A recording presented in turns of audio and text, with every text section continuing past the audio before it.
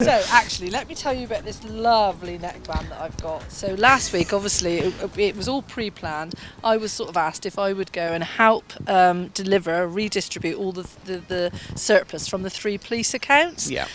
And it was a pleasure to do it. So it was great fun. So for the last 6 days, that's what I've been doing. I had a van and I went from the one at St Ives to Redruth to Bodmin, and then picked up all of the surplus. It's a very dynamic event. They were catering for 6,000 policemen, and what they wanted to make sure that any surplus went to the communities around. So yeah, it was a really good honour of a thing to do. It's absolutely brilliant. So how has it gone? How easy has it been to sort of redistribute? Very easy to redistribute, but with only myself driving the van and volunteers, it was physically very hard. One day it was about, I think we did 16 hours one day, and that was Adrian, Jitty's son. He helped, and yeah, it was really good. I mean, it was a lot of surplus, but it was really good that it didn't go to landfill. I loved working with the police. I love working with the caterers. We're all about community. I know most of them. I have got some new groups now that I wasn't aware of, and we've been able to supply them. So yeah, it was a really good community effort, and actually it's something that we had all the world leaders eating and dining out on all this food, and actually there wasn't very much coverage about what they did with the surplus. So it was really good to sort of be able to tell people about it today. Yeah. That's a lot of driving as well. Yes, a lot of driving. As someone who drives quite a lot as well, I don't want to take away from anything else, but on top of that, if you're doing that much driving in a day, that takes it out of you just by having to concentrate that long. I do have an HGV licence, and I did think I'm so glad I haven't got. I'm so glad I haven't got a tachograph in this van, because I would have been over the tachograph for driving. But mostly not because of the distance I was going, but because of the traffic and just that A30. I know every inch because I've been stuck in it for hours on end. Obviously, a lot of the G7 talk has been about the environment and sustainability and being more eco, and obviously food is a big part of that. Massive part. So how did it come about of you getting contacted to be involved? It was a local policeman from Mark from Launceston, and obviously CHAOS is well known for redistributing food. We took a leading role in the pandemic, and they contacted me beforehand and said, look, we don't know what surplus there will be, but there will be surplus. You can't avoid it.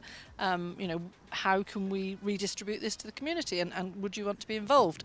So of course I said yes, and we sort of just set about. So I contacted a lot of small organisations, said, I'm booked a van, I'm just going to be out on the road, let's see what happens. And that's really how it came about. And it was dynamic in the fact that we had different food products every day, and I had different groups, and the rest just unfolded. But the main thing was, it was a very minimal amount that went to waste. So it was very positive. Is there any kind of amount you could talk about, like how much food was there that would have gone to waste that was like saved, or how much? It fed thousands of people. That's interesting. Food waste. Yeah, well, it wasn't wasted. So that's what I mean. What would usually be? So it was really interesting, because when I first started going around to the different organisations, they would say, "This is disgusting. This is disgusting. This is food waste." And actually, I said, "No, it's not food waste because I'm bringing it to you. This has been pre-arranged, and actually, had that not been pre-arranged, then yes, it would be wasted, but they've ethically thought about that, and that led me to think about different things that we could do better in the future. And one of the things that I definitely want to do was the camera. Which one am I looking at? So I don't know, I'm just looking at the TV. So one of the things that I want to do is I want to change the design. And if you listened last week, I was talking about how we as ordinary people should get to say what happens with public money. And if we put some simple changes and reforms into the procurement tenders, that would make people ethically accountable. And I think that's what we need. So I think if you're spending a lot of public money and you're winning a contract, we should be talking, we should be saying, okay, so what are you doing with your waste? Where are you buying your produce from? How many food miles has it got? How far is it travelling? Those are questions that should be there embedded into that tender. And those are questions that actually, when you're marking the tendering process, they should be scored very highly. It's a small change, but would make a massive difference. And to me, that's what I want to do. I'm going to be standing on my little soapbox, and I'm going to be saying, and I want to take it right to select committee so that we can get that changed and put in law. Because if we change that, imagine the difference for the environment. Just imagine the difference for communities. And it's ridiculous that that's not there. It's just so nice to hear such a positive outcome from this event. Yeah. Like, moving forward, like you just said, it's about learning these new methods. And it's drumming it into people, isn't it? Exactly. And as you do that, people's views are going to change from being so negative about it and going to be so positive about, oh, we can use this here, rather than, oh, it's waste, just throw it away. We can actually, oh, how can we reuse it? I think it's really about changing the conversation, changing the power dynamics, looking at where the design is and going, that's where you need to put it in. And actually, even when I went to the caterers, they were even a bit nervous about me having it. And yet I said, so what would you prefer? And they were like, well, we just don't want any bad press. And I'm like, why ever would you have bad press with doing this? It just was ludicrous. But reality is, the world we live in, people want to find things to either hit the police, hit the government, or have a go. We live in a blame society. Yeah. That's the first thing that should go. So actually, I'm not blaming anybody. I'm saying this doesn't work as well as it could. If we did this and we put it in law and we went right across the country, make a massive difference for the environment, for communities, and it just makes good sense. If you're concentrating on blaming, you're concentrating on what's already done, rather than concentrating on just trying to change it. You've got to learn. Something I do want to say, very quickly shout out, is, like you said, there's some people don't want what they call the bad press from it, which, like you said, is ludicrous.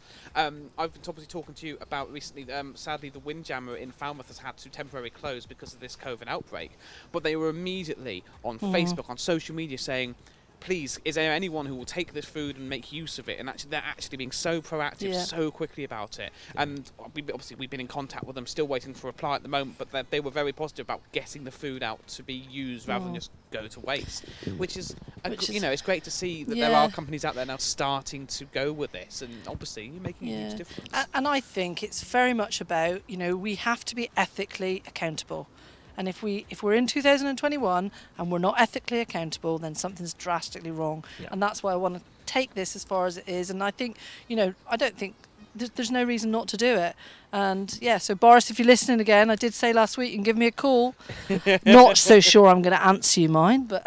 And if there are other people as well who watching this today and they think, I could volunteer some time, or I want to support and help this. Yeah.